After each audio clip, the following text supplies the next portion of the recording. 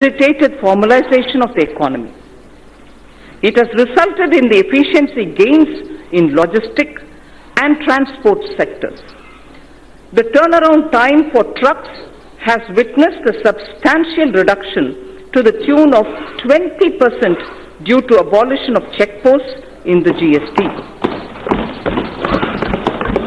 The dreaded inspection has also vanished. It has also led to a significant benefit to MSME by way of enhanced threshold and composition limit. The effective tax incidence on almost every commodity came down substantially. Through several rate reductions, an annual benefit of 1 lakh crore rupees has been extended to consumers. It amounts to 10% reduction in overall tax incidence. An average household now saves about 4% of its monthly spends on account of reduced GST rates. During this phase of maturing, GST did face certain challenges. This was natural as transition was daunting. GST Council has been proactive in resolving issues during the transition. In the last 2 years, we have added more than 60 lakh new taxpayers. A total of about 40 crore returns were filed. 800 crore invoices were uploaded and 105 crore e-way bills were generated. There has been extensive engagement with stakeholders. A simplified new return system is being introduced from 1st April 2020. A former Prime Minister had once voiced a concern that the fruits of the welfare schemes were not reaching the intended citizens. The common and deserving citizen was only receiving 15 paise of every rupee sent to him.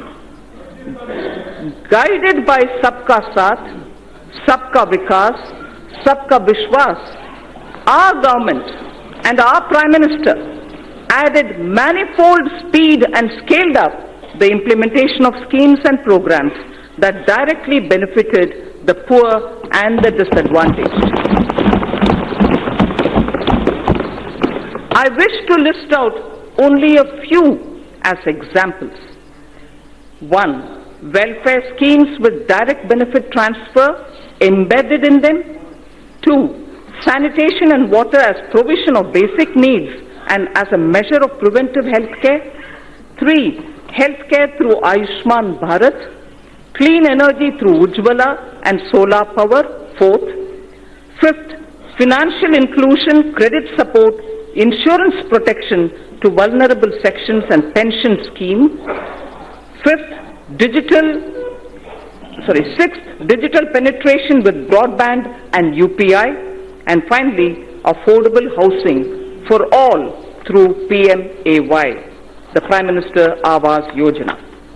The milestones achieved are unprecedented, globally recognized, and benchmarked against international indices. This strategy changed the established order of a few individuals, cornering most of the benefits, and was appreciated by the people. This had immensely positive outcomes. We have moved on from a growth rate of just over 4% in 1950s to 6% in 80s and in the 90s. However, during 2014 and 19, we clocked a growth of 7.4% on average, with inflation averaging around 4.5% itself. It is worthwhile to note that inflation was close to 9% in the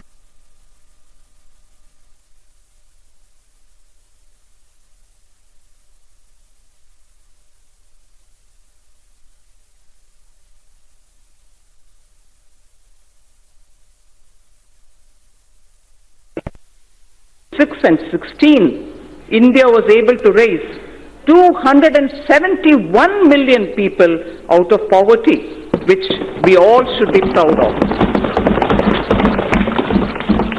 We are now the 5th largest economy of the world.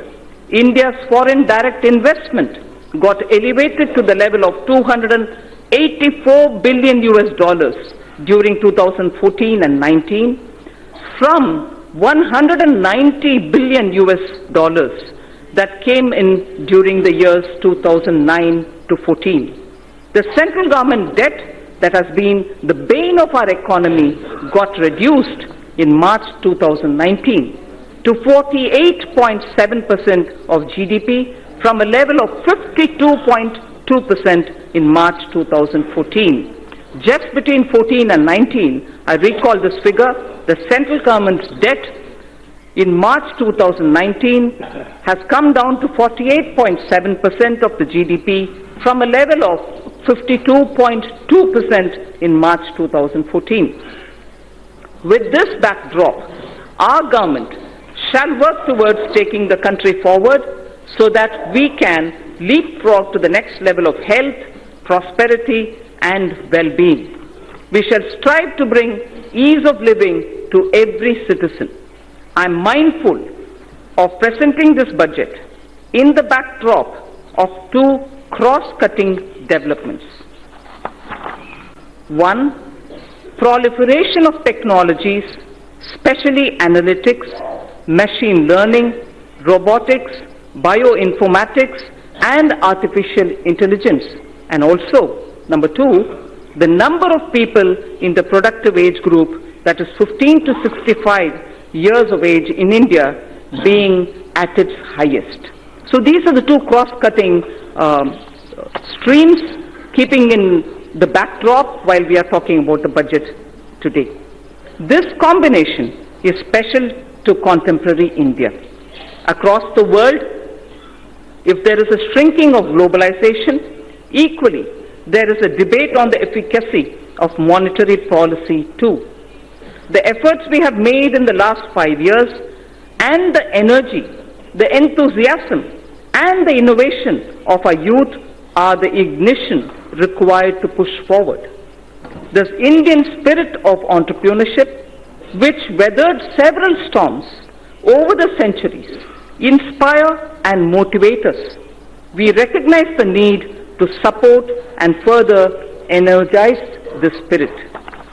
This budget is woven around three prominent themes.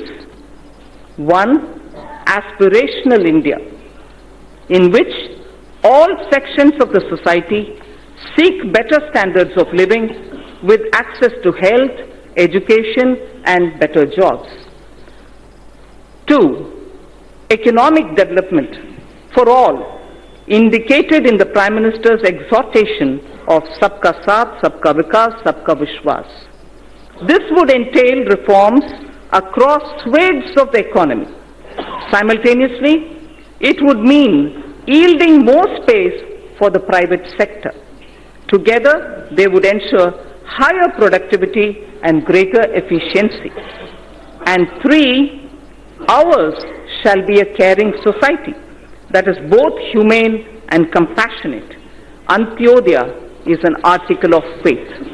So, I repeat, this budget is woven around three prominent themes: aspirational India, economic development, and a caring society. The digital revolution, which has placed India in a unique leadership position globally, will see the next wave. We shall aim to achieve seamless delivery of services through digital governance, to improve physical quality of life through national infrastructure pipeline, risk mitigation through disaster resilience, social security through pension and insurance penetration. Each one of these initiatives and their components would be benchmarked to international standards, and the indices would be announced soon. Before I move to elaborate on each of these three themes, I wish to recite a small verse in Kashmiri.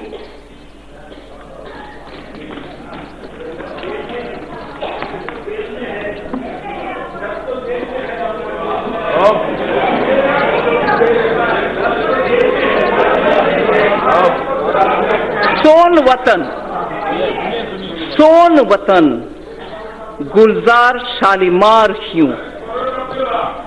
सोन वतन, गुलजार शालीमार ह्यूं। दलमन फोलवून पंपोश ह्यूं। नवजवान अन हुंद, भूषण कुमार ह्यूं। म्योन वतन, च्योन वतन, सोन वतन, नुंदबोनी वतन. I'll read this in Hindi, not as a poem, but for the meaning. हमारा वतन खिलते हुए शालीमार बाग जैसे. हमारा वतन खिलते हुए शालीमार बाग जैसे. हमारा वतन डल लेक में खिलते हुए कमल जैसा.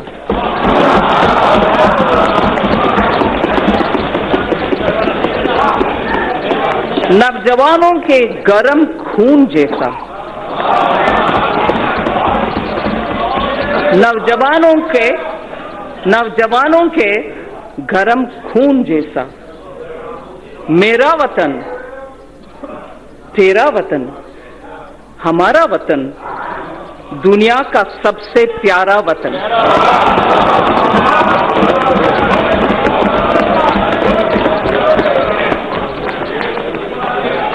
It is everything that we do here, everything that we speak through the budget, and everything that this government everything that this government does with the guidance and leadership of the Prime Minister is for this Pyara Watan. This poem, I must mention, is a poem written by Pandit Dinanath Kaul, who is a Sahitya Akademi awardee. Honorable Speaker, sir, I now move to the first of my theme, which is the aspirational India. I shall cover programs and plans related to agriculture, irrigation, and rural development. That's my first under the aspirational India theme. Second, wellness, water, and sanitation. That's the second under aspirational India. And the third is education and skills. I move to talking about agriculture, irrigation, and rural development. Our government is committed to the goal of doubling farmers' incomes by 2022. We have provided energy sovereignty through Kusum and input sovereignty through Paramparagat Krishi Vikas Yojana. We have provided resilience for 6.11 crore farmers insured under Pradhan Mantri Fasal Bima Yojana. Focus on cultivation of pulses, expansion of micro irrigation through Krishi Sinchai Yojana have raised the self-reliance of the country. Provision of any annual supplement of the income to the farmer directly is done through PM Kisan. Connectivity through PM GSY Gram Sadak Yojana, financial inclusion have helped raise farm incomes. Prosperity to farmers can be ensured by making farming competitive. For this, farm markets need to be liberalized. Distortions in farm and livestock markets need to be removed. Purchase of farm produce, logistics, agri-services need copious investments. Substantial support and hand-holding of farm-based activities such as livestock, apiary, and fisheries need to be provided for.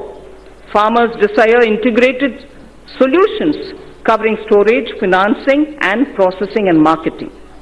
Adopting sustainable cropping patterns and bringing in more technology are integral to our plan.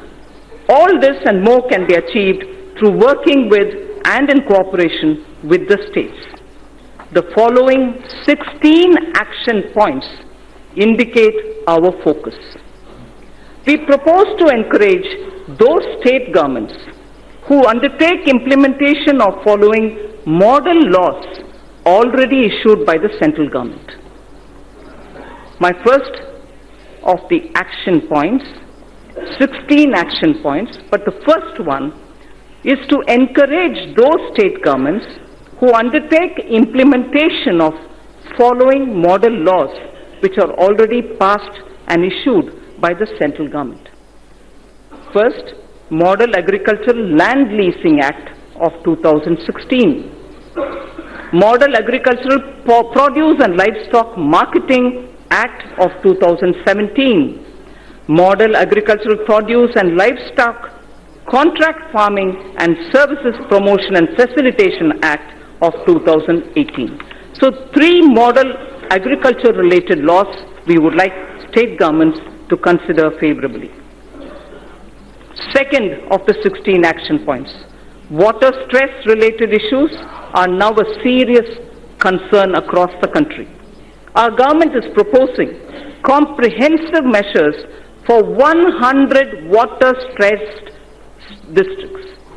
Our government is proposing comprehensive measures for 100 water stressed districts. Third of the 16, in the budget speech of July 2019, I had stated that Annadata can be Urja Data also. The PM Kusum scheme removed farmers' dependence on diesel and kerosene and linked pump sets to solar energy. Now I propose to expand the scheme to provide 20 lakh farmers for setting up standalone solar pumps. Further, we shall also help another 15 lakh farmers solarize their grid-connected pump sets. In addition, a scheme to enable farmers to set up solar power generation capacity on their fallow and barren lands and to sell it to grid would be operationalized. Speaker, sir, this is a major step forward in which we are saying that farmers, if they have fallow or barren lands, now will be helped to set up solar power generation units so that they can then sell that which is being generated, solar power, to the grid. And through the grid, having given the solar power from their barren land, they will be able to make a living out of their barren land also. Fourth of the 16, our government shall encourage balanced use of all kinds of fertilizers, including the traditional organic and other innovative fertilizers. This is a necessary step to change the prevailing incentive regime which encourages excessive use of chemical fertilizers. So this is an important point. I'd like to repeat it. This is a necessary step to change the prevailing incentive regime which encourages excessive use of chemical fertilizers. Honorable Speaker, sir, in Tamil Nadu, there was a very wise old woman saint poet who lived more than 3,000 years ago. And she had used every letter of the Tamil alphabet to teach children moral stories. Not stories, moral lines. Each line was only 3 worded ones. They were very simple ones. They are called Aati Chudi, written by Avvayar. Whilst talking about effective use of land, taking care of your land, removing weeds and making sure you tend to it properly, she had just used 3 words in a little sentence, which says it all. And that's exactly what our Prime Minister is aiming to achieve, so that the farmlands are used with proper manure, not excessive manure, and limited water to grow their grains. Bhumi Tirutti Un is the line from Attichudi, which was said by a saint poet, a woman called Avvayar. Bhumi Tirutti Un. First, tend to your land, take care that you're not excessively leaving it, and then trying to take a crop out of it. So the 5th point out of my 16 action points. India has an estimated capacity of 162 million metric tons of agri warehousing, cold storage, reefer van facilities, and so on. NABARD will undertake an exercise to map and geotag them. In addition, we propose creating warehousing in line with Warehouse Development and Regulatory Authority WDRA norms. Our government will provide viability gap funding for setting up such efficient warehouses in the block or taluk level. This can be achieved where states can facilitate with land and are on PPP mode. Food Corporation of India and Central Warehousing Corporation shall undertake such warehouse building on their own land too. Sixth action point. As a backward linkage, a village storage scheme is proposed to be run by SHGs. This will provide farmers a good holding capacity and reduce their logistics cost. Women SHGs can avail of Mudra or NABARD assistance and regain their position as Dhanya Lakshmi. We've heard of Dhana Lakshmi often, and many of us are familiar with Dhanya Lakshmi, and I'm sure many of us do recall the days when women in the villages were the ones who kept the seed for the entire village, and they would distribute seeds as and when a farmer required it. So we would like to restore women SHG groups to play that role or at the village level as Dhanya Lakshmis, being assisted by Mudra and being assisted by NABARD. To build a seamless national cold supply chain for perishables inclusive of milk, meat and fish, the Indian Railways will set up a Kisan Rail through PPP arrangements. There shall be a refrigerated coaches in express and freight trains as well, so that perishable goods can be quickly, easily within the country transported, and the benefit will accrue to the farmers. Krishi Udan will be launched by the Ministry of Civil Aviation, not just trains. Krishi Udan will be launched by the Ministry of Civil Aviation on international and national routes. This will immensely help improve value realization, especially in Northeast and in the tribal districts. Horticulture sector. So this is very important. Point number 9 of the 16th. Horticulture sector with its current produce. It's a very important point, sir. Horticulture sector with its current produce of 311 million metric ton exceeds the production of food grains. Horticulture exceeds the production of food grains. For better marketing and export, we propose supporting states which, adopting a cluster basis, will focus on one product, one district, so that a high focus is given at the district level for products in horticulture to really gain that momentum. 10th of the 16 action points. Integrated farming systems in rain-fed areas shall be expanded. Multi-tier cropping, beekeeping, solar pumps, solar energy production in non-cropping season will be added. Sir, I had mentioned in my July budget, zero budget natural farming. That shall also be included in our activities. The portal on Jaivik Kheti, online national organic products market, will also be strengthened. So the next point,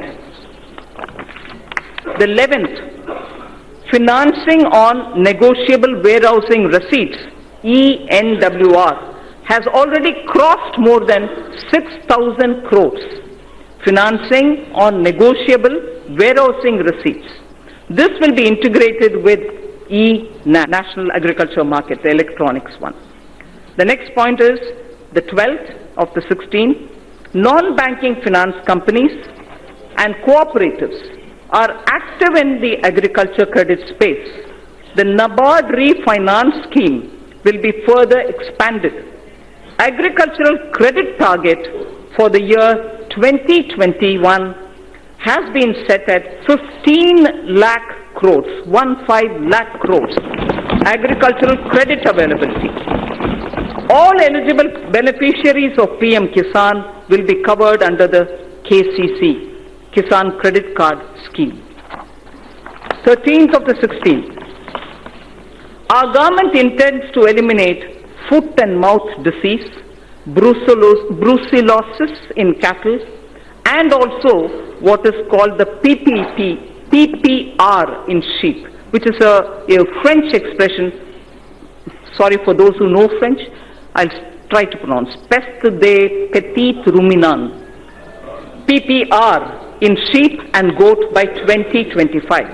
So foot and mouth disease, brucellosis in cattle, and also PPR in sheep and goat by 2025 will be eliminated.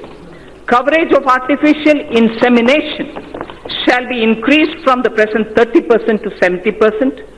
Manrega would be dovetailed to develop fodder farms. Further, we shall facilitate doubling of milk processing capacity from 53.5 million metric tons to 108 million metric tons by 2025. From 53.5 million metric tons of milk to 108 million metric tons by 2025. 14th point, blue economy. Our government proposes to put in place a framework for development, management and conservation of marine fishery resources. 15th, youth in coastal areas benefit through fish processing and market.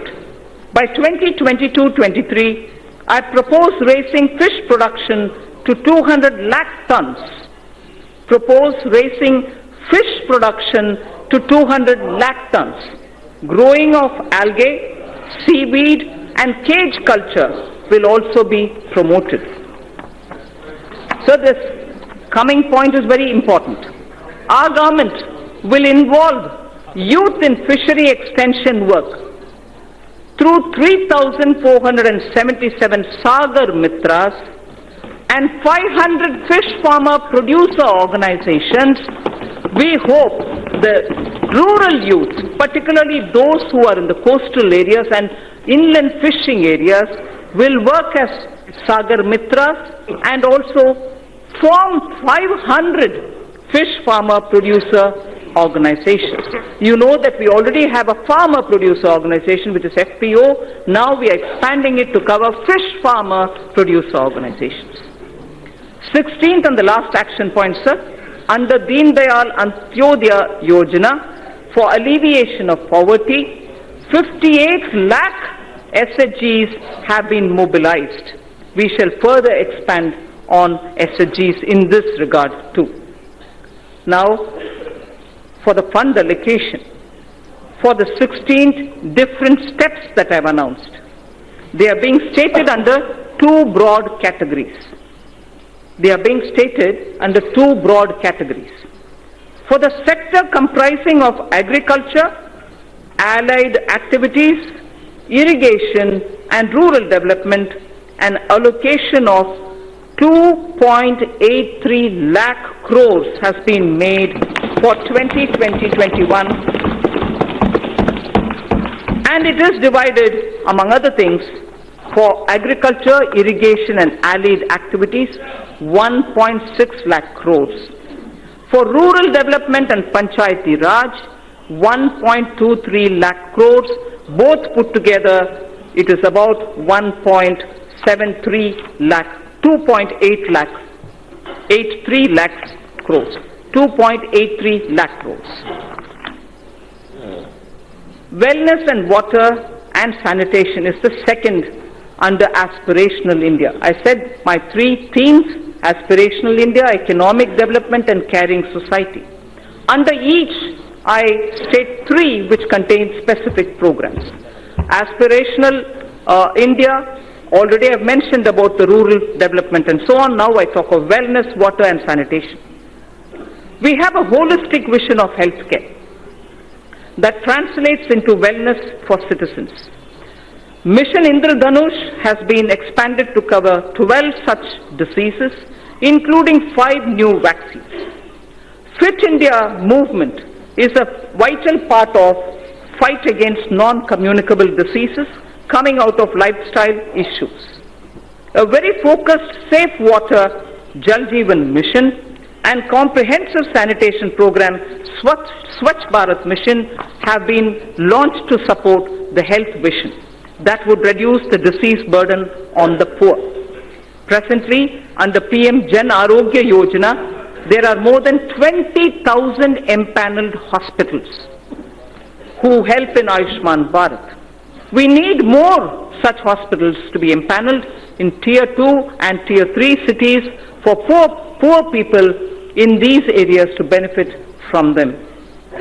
It is therefore proposed to set up a viability gap funding window for setting up hospitals in PPP mode. In the first phase, those aspirational districts will be covered. We know there are 112 of them. So those aspirational districts from 112 that we have, where presently there are no Ayushman empaneled hospitals, will be given priority.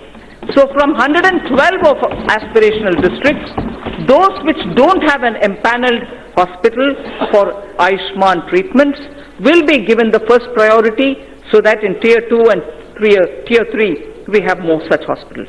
This would also provide large-scale employment opportunities to youth. Proceeds from taxes on medical devices.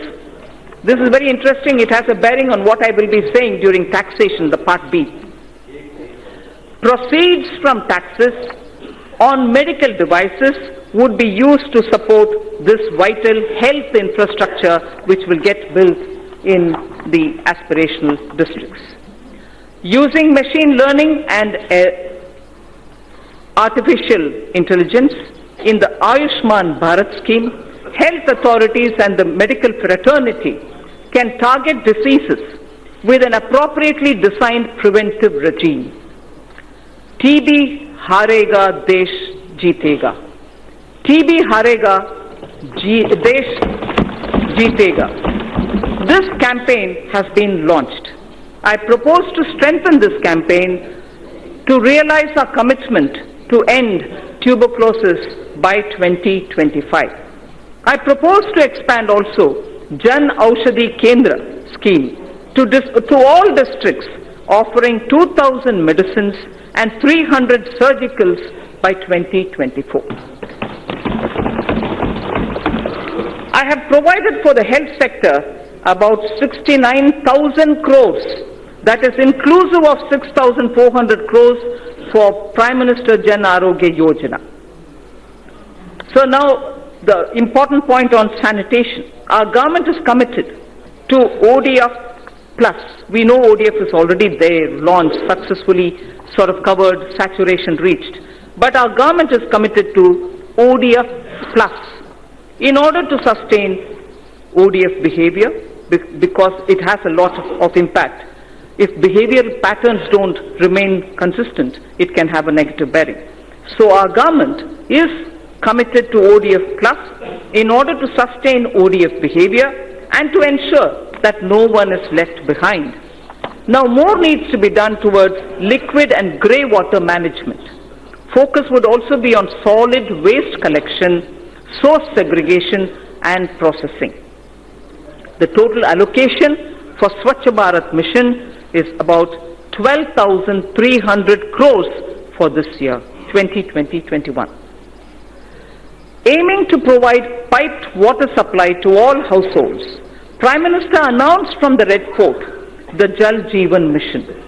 Our government has approved 3.6 lakh crore for this mission. 3.60 lakh crore for this mission is being approved. This scheme also places emphasis on augmenting local water resources, recharging existing sources, and will promote water harvesting and desalination. Cities over 1 million population will be encouraged to meet this objective during the current year itself. During the year 2021, this scheme would be provided a budget exclusively of 11,500 crores. So I now move to the third under Aspirational India, education and skills.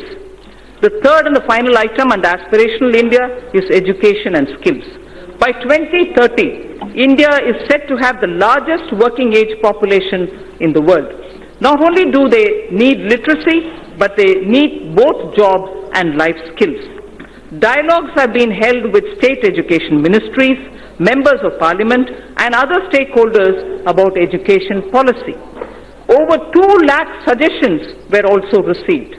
The new education policy will be announced soon.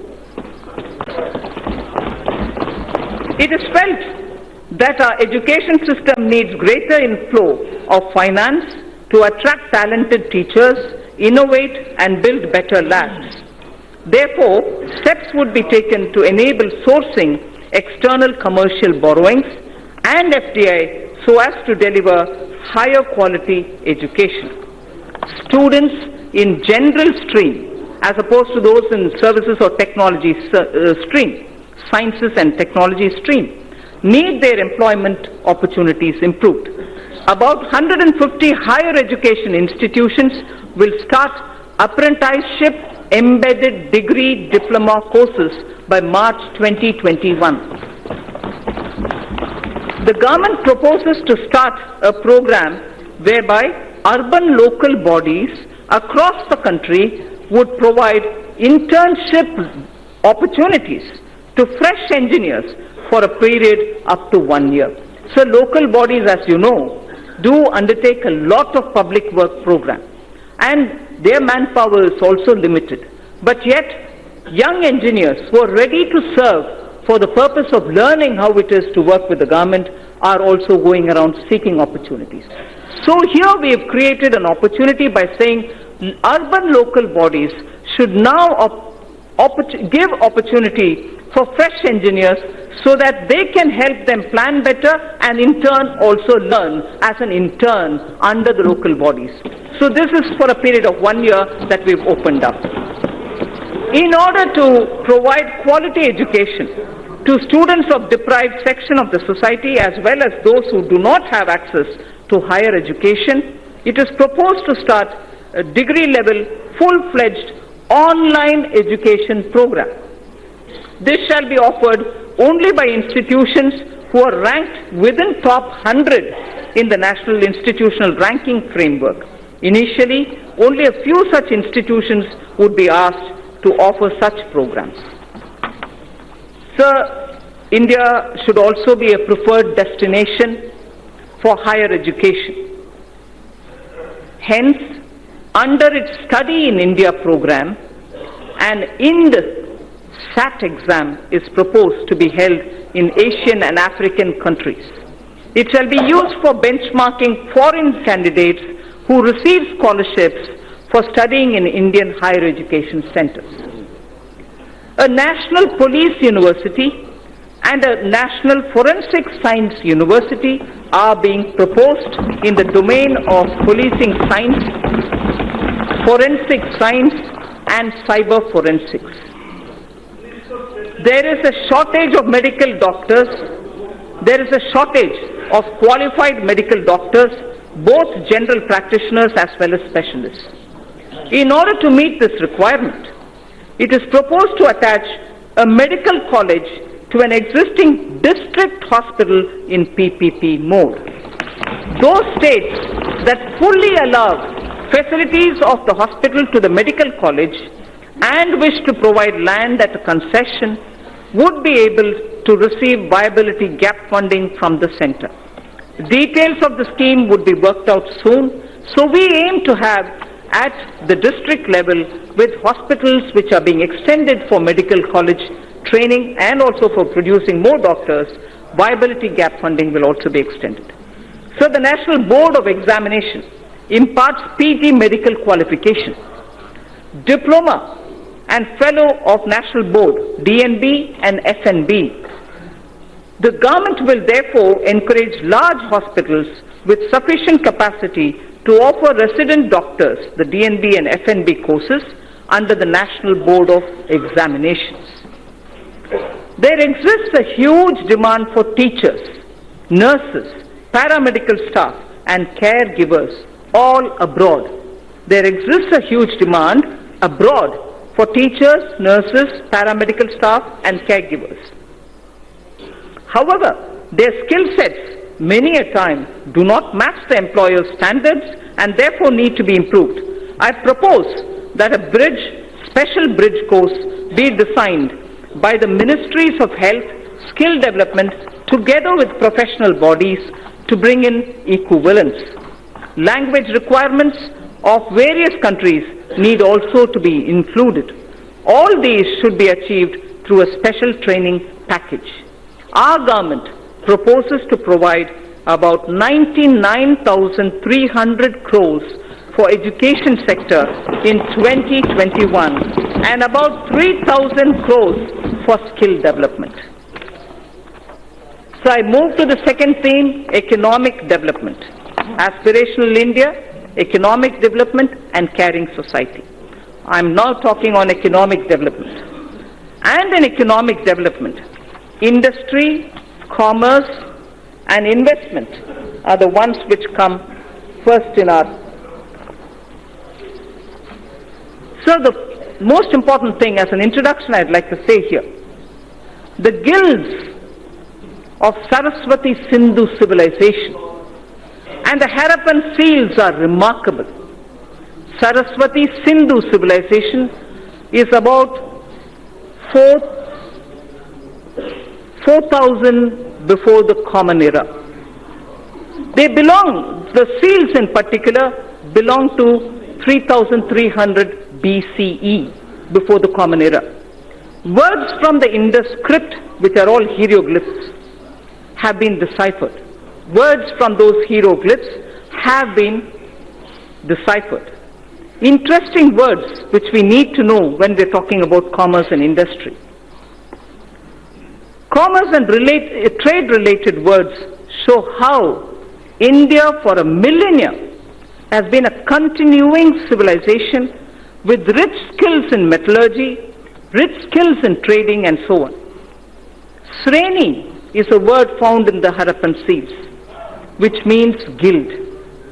Seti is a word found in the Harappan seals, which means wholesale merchant. Seti was a wholesale merchant in the Sindhu civilization, Saraswati Sindhu civilization. Poddar is an assayer of metal into treasury. And also, India is a continuing maritime power in terms of commerce and industry. Sakara Khurmi is using word which shows blacksmithery and also iron and tinsmithery existed that time. So India's commerce, India's industry, India's trade in such materials which were all unique to India have existed and continues to exist over the millennia. So entrepreneurship has always been the strength of India. That's the point I wanted to explain. I'm sure many members already know it and therefore they are a bit restless. Entrepreneurship has always been the strength of India. Even today, young men and women have given up greener pastures elsewhere to contribute to India's growth. They are risk-taking and come up with disruptive solutions to festering challenges. Equally, established old industries are resetting themselves in a changing global domestic situation. Global and domestic situation. We recognize the knowledge, skills and risk-taking capacities and capabilities of our youth. He is no longer a job seeker. He is a creator of jobs. Now we wish to create more opportunities and remove roadblocks from this path. I propose to set up an investment clearance cell that will provide end-to-end facilitation and support, including pre-investment advisory, information related to land banks, and facilitate clearances at the center and also in the state level. It will work through a portal. There is a case for maximizing the benefits of three separately developing economic activities. The upcoming economic corridors, revitalization of manufacturing activities, and technology and the demands for aspirational classes. We have to benefit from their convergence. Hence, it is proposed to develop 5 new such smart cities in collaboration with states and in PPP mode.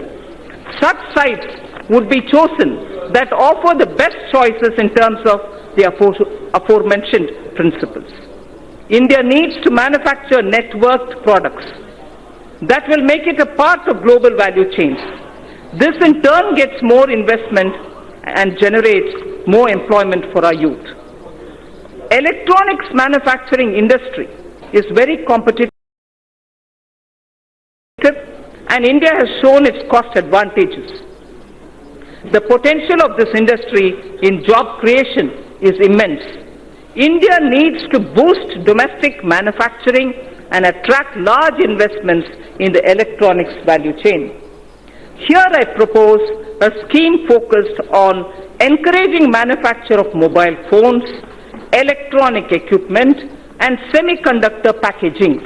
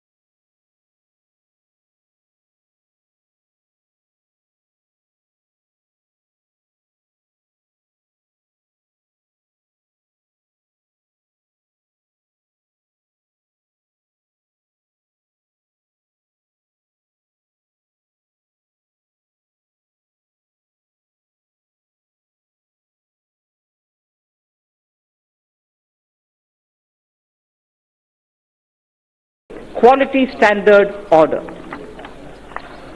So to achieve higher export credit disbursement, a new scheme, NIRVIC, is being launched, which provides for higher insurance cover and taxes levied at the center, state and local levels, such as electricity duties, VAT, the VAT, on fuel used for transportation, which are not getting exempted or refunded under any other existing mechanism. This scheme for reversion of duties and taxes on exported products will be launched from this year itself.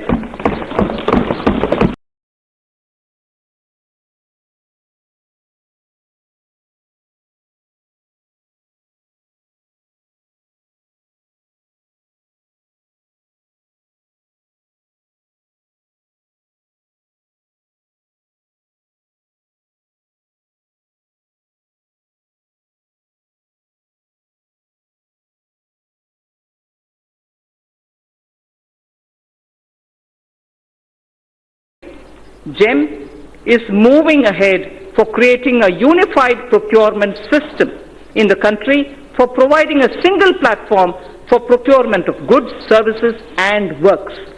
It offers a great opportunity for medium and small and micro enterprises. 3.24 lakh vendors are already on this platform. It is proposed to take its turnover to 3 lakh crores. I propose to provide about 27,300 crores for development and promotion of industry and commerce for the year 2020-2021. So under economic development, the second point that I want to focus on is a very important point, and it is on infrastructure. Honorable Speaker, in his Independence Day speech of 2019, the Prime Minister has highlighted that 100 lakh crores would be invested on infrastructure for the next 5 years. As a follow-up measure, I had launched the National Infrastructure Pipeline on 31st December 2019 of 103 lakh crore worth projects. It consists of more than 6,500 projects across sectors and are classified as per their size and stage of development. These new projects will include housing, safe drinking water, access to clean and affordable energy, health care for all, world-class educational institutions, modern railway stations, airports, bus terminals, metro, railway transportation, logistics and warehousing, irrigation projects, etc. The National Infrastructure Pipeline envisions improving the ease of living for each and every individual citizen in the country. It will also bring in generic and sectoral reforms in development, operation and maintenance of these infrastructure projects. A huge employment opportunity exists for India's youth in construction, operation and maintenance of infrastructure. National Skill Development Agency will give special thrust to infrastructure-focused skills and their development opportunities. I propose to set up a project preparation facility for infrastructure projects. This program would actively involve young engineers, management graduates, and economists from our universities. It is also proposed to direct all infrastructure agencies of the government to involve youth power in startups. They will help in rolling out value-added services in quality public infrastructure for citizens. A national logistics policy will soon be released. Among other things, it will clarify the role of union government, state government, and also the key regulators. It will create a single window e-logistics market and focus on generation of employment, skills, and making MSMEs competitive. So also, accelerated development of highways will be undertaken. This will include development of 2,500 kilometer access control highways, 9,000 kilometers of economic corridors, 2,000 kilometers of coastal and land port roads, and 2,000 kilometers of strategic highways. The Delhi-Mumbai Expressway and two other packages would be completed by 2023. Chennai-Bengaluru Expressway would also be started. So the fast-track mechanism encourages us towards greater commercialization of our highways so that NHAI can raise more resources. I propose to monetize at least 12 lots of highway bundles of over 6,000 kilometers before 2024. In carrying out its duty, the Indian Railways performs a service to the nation. Within 100 days of assumption of this government, it has commissioned 550 Wi-Fi facilities in as many railway stations. It has eliminated unmanned level crossings and aims to achieve electrification of 27,000 kilometers of tracks. This will call, obviously, for optimization of costs. Railways have small operating surplus. About Indian Railways, there are 5 measures, among other things, that I wish to highlight. Setting up a large solar-powered capacity. Setting up a large solar power capacity alongside the rail tracks on the land owned by railways. A proposal is under consideration.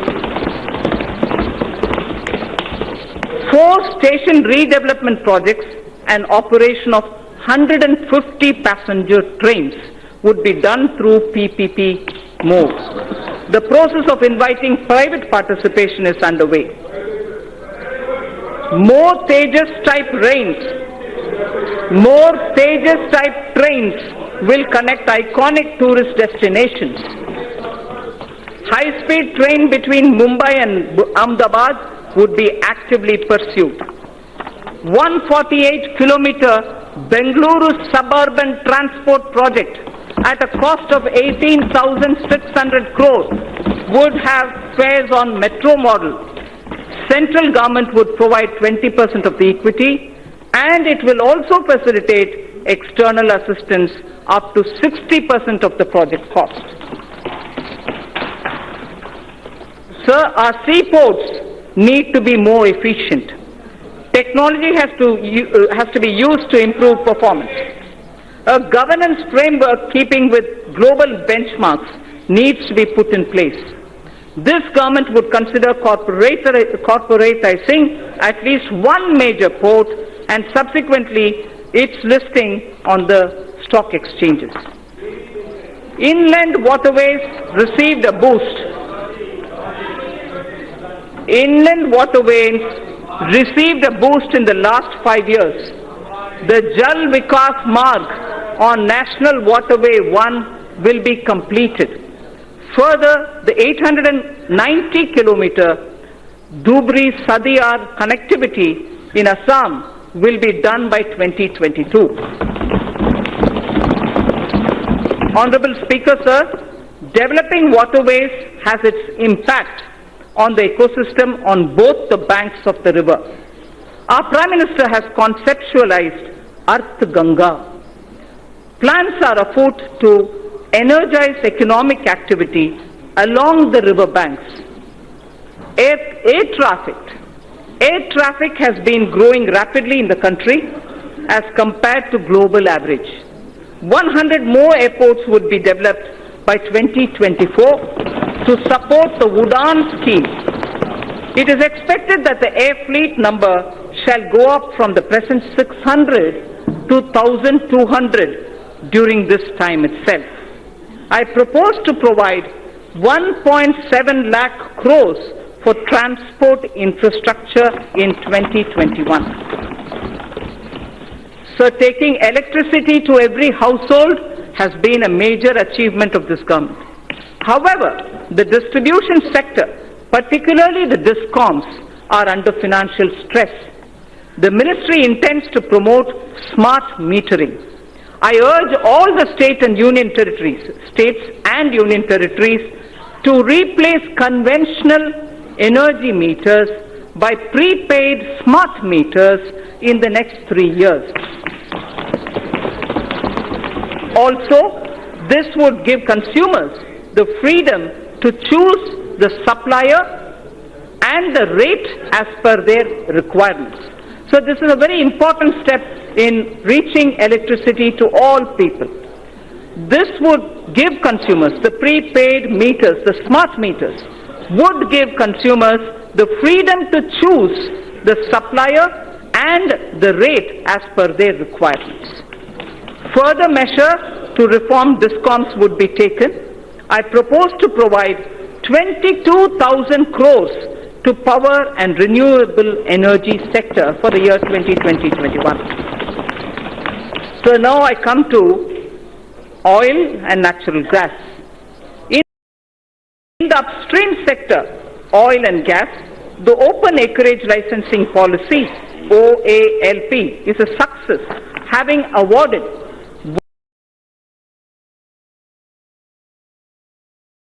137,000 square kilometers for exploration to private sector and to the CPSCs.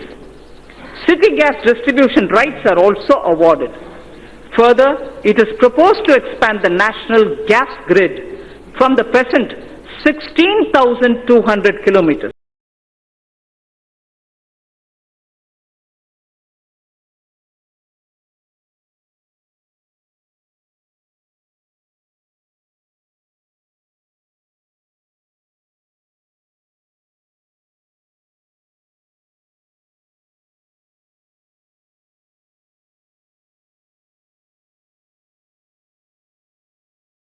the new economy now.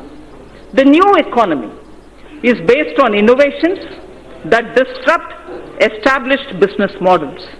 Artificial intelligence, Internet of Things, 3D printing, drones, DNA, data storage, quantum computing,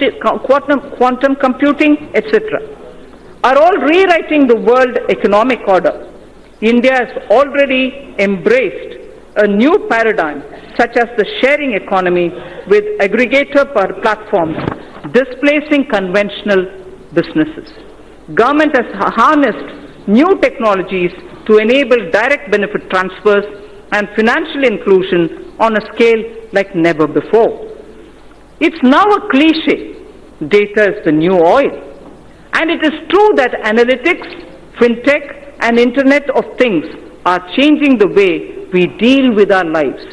To take advantage of this, I propose to bring out soon a policy to enable private sector to build data center parks throughout the country.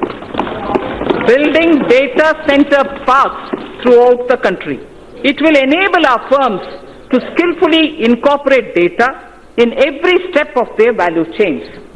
Our vision is that all public institutions at the Gram Panchayat level, such as Anganwadis, health and wellness centers, government schools, PDS outlets, post offices, and police stations will all be provided with digital connectivity. So, the fiber to home FTTH connections through BharatNet will link 100,000 Gram Panchayats this year itself. 1 lakh Gram Panchayats this year itself will be connected to the optical fiber FTTH program. It is proposed, therefore, to provide 6,000 crores to BharatNet program 2020-21. We need to expand the base for knowledge-driven enterprises. Intellectual property creation and protection will play an important role. Several measures are proposed in this regard, which will benefit the startups. A digital platform would be promoted that would facilitate seamless application and capture IPRs. Also, in an institute of excellence, a center would be established that would work on the complexity and innovation in the field of intellectual property.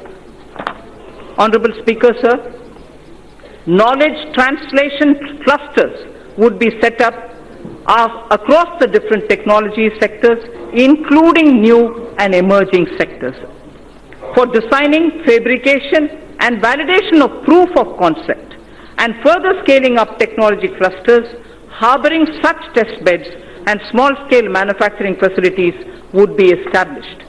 Mapping of India's genetic landscape is critical for next-generation medicine, agriculture, and for biodiversity management. To support this development, we will initiate 2 national-level science schemes to create a comprehensive database. The government proposes to provide early life funding, including seed fund, to support ideation and development of early-stage startups. So critical to our quantum technology. Quantum technology is opening up new frontiers in computing, communications, cybersecurity with widespread applications. It is expected that a lot of commercial applications would emerge from theoretical constructs which are developing in this area.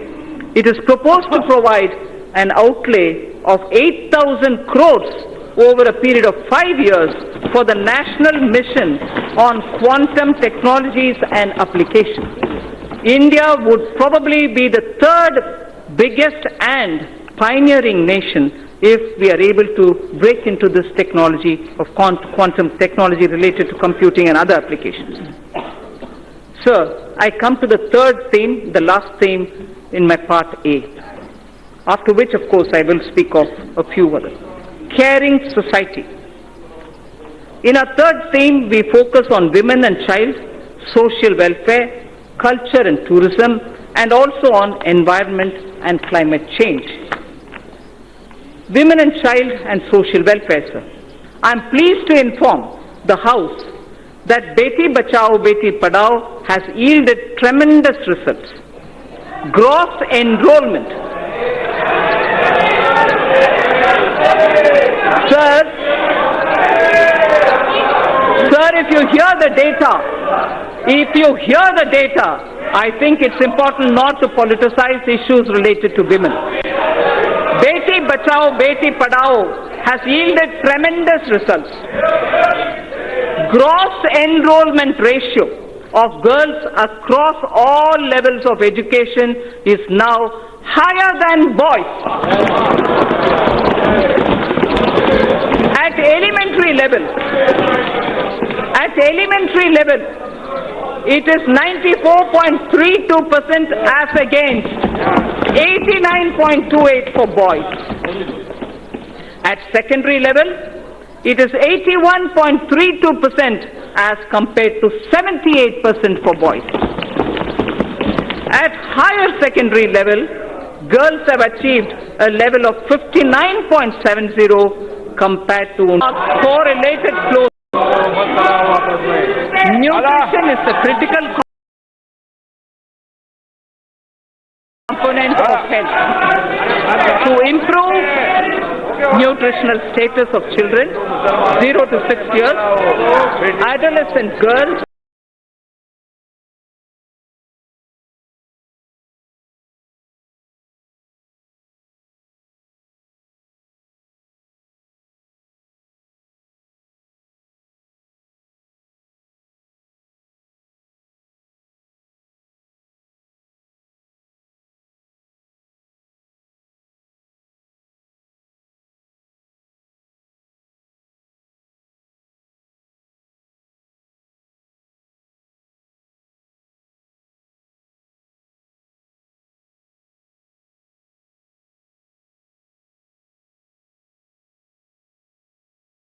very important. I'd like to repeat it.